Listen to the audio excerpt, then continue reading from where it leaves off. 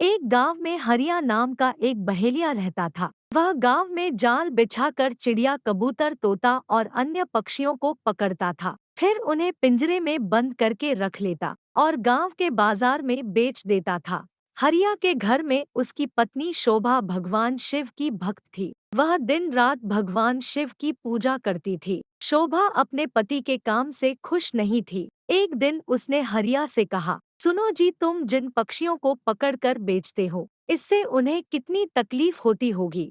उसकी बात सुनकर हरिया हंसने लगा और उसने कहा, तुझे कैसे पता इन्हें तकलीफ होती है? इन्हें बाजार में बेचने से मुझे अच्छे पैसे मिलते हैं। यह सुनकर शोभा रोने लगी। उसने कहा, आपको शायद यह नहीं पता कि इन भोले बेजुबान पक्षियों की हाय हमें लग रही है। इसी कारण हमारे कोई संतान नहीं है। मैं दिन रात भगवान शिव की पूजा करती हूँ, लेकिन फिर भी हम संतान के सुख से वंचित हैं। तब हरिया ने कहा, मैं यह सब नहीं मानता, तू भी इस सब के बारे में सोचना छोड़ दे। यह कहकर हरिया पक्षी पकड़ने चल देता है।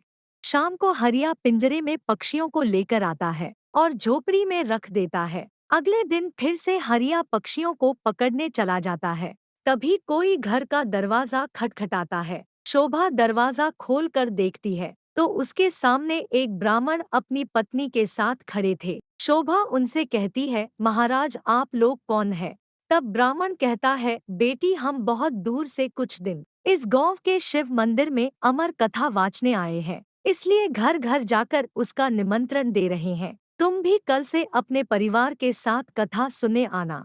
यह सुनकर शोभा बहुत खुश हुई। उसने कहा, हे ब्राह्मण देवता, मेरे तो भाग्य खुल गए। ऐसा अवसर तो किस्मत वालों को मिलता है, परंतु आप दोनों की रहने की व्यवस्था कहाँ है? तब ब्राह्मण ने कहा, बेटी, मंदिर के पंडित जी ने हमारा रहने का इंतजाम मंदिर में ही कर दिया है, और इस गांव में जो भी हमें सम्मान और प्यार से भोजन कराएगा, हम भोजन कर लेंगे। यह सुनकर शोभा की आंखों से आंसू बहने लगे। उसने रोते हुए कहा, महाराज, मैं बहुत गरीब हूँ, लेकिन मेरी इच्छा है कि जब तक आप इस गांव में रहें, आप मेरे घर में भोजन करें, परंतु मेरे घर में रूखा सूखा है जो आपको पसंद नहीं आएगा। यह सुनकर ब्राह्मण की पत्नी बोली, बेटी, तुम चिंता मत करो। यदि तुम्हारी इच्छा हमें भोजन कराने की है तो हर दिन हम तुम्हारे घर में ही भोजन करेंगे। तुम्हारे रूखे सूखे एक निवाले से ही हमारी तृप्ति हो जाएगी। यह सुनकर शोभा बहुत खुश हो गई। उसने कहा, मैं आपके लिए भोजन तैयार करती हूँ। तब ब्राह्मण ने कहा, माई, तुम भोजन तैयार करो, हम पूरे गांव में निमंत्रण देकर तुम्हारे घर आएंगे। यह कहकर दोनों चले जाते हैं।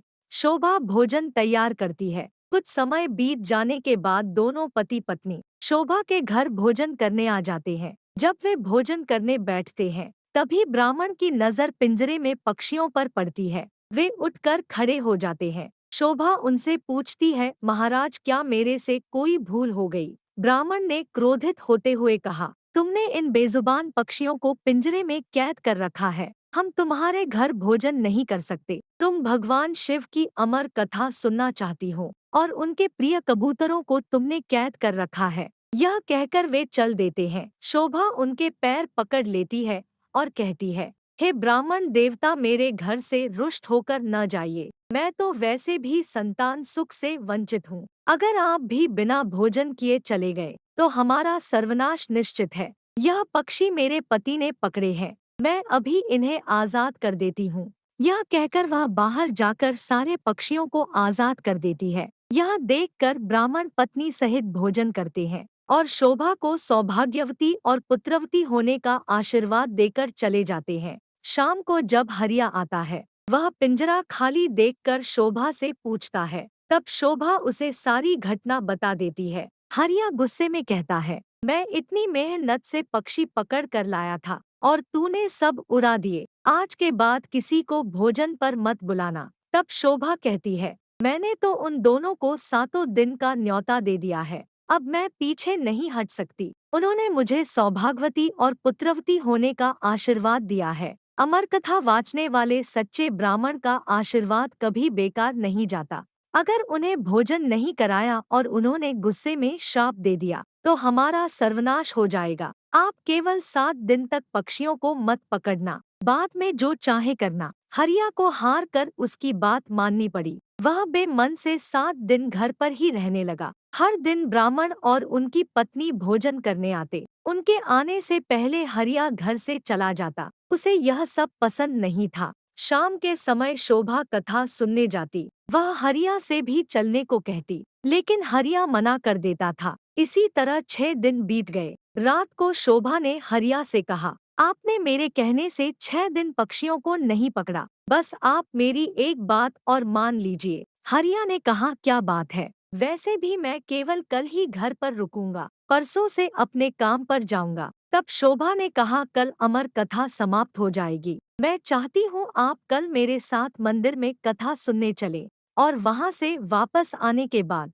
ब्राह्मण और उनकी पत्नी को अंतिम बार भोजन कराकर उनसे आशीर्वाद ले। क्या पता उनके आशीर्वाद से हमें संतान का सुख मिल जाए। हरिया उसकी बात सुनकर अगले दिन कथा सुनने चल देता है। मंदिर में कथा सुनते सुनते हरिया की आंखों से आंसू बहने लगते हैं। शोभा के पूछने पर वह कहता है, भगवान शिव ने जिन कबूतरों को अमरता का आशीर्वाद दिया, मैंने जीवन भर उन्हें बेचकर अपना जीवन नरक बना लिया। कथा समाप्त होने पर वे दोनों घर आ गए। हरिया का मन निर्मल हो गया था। उसने शोभा से कहा, मैं आज से ही यह काम छोड़ दूंगा और मेहनत मजदूरी करूंगा। कुछ देर बाद ब्राह्मण और उनकी पत्नी भोजन करने आए। हरिया ने उनका स्वागत किया, उन्हें भोजन कराया। उसके बाद हरिया ने अपने मन की सारी बात उनके सामने रख दी। तभी ब्राह्मण और उनकी पत्नी भगवान शिव और माँ पार्वती के रूप में प्रकट हो जाते हैं।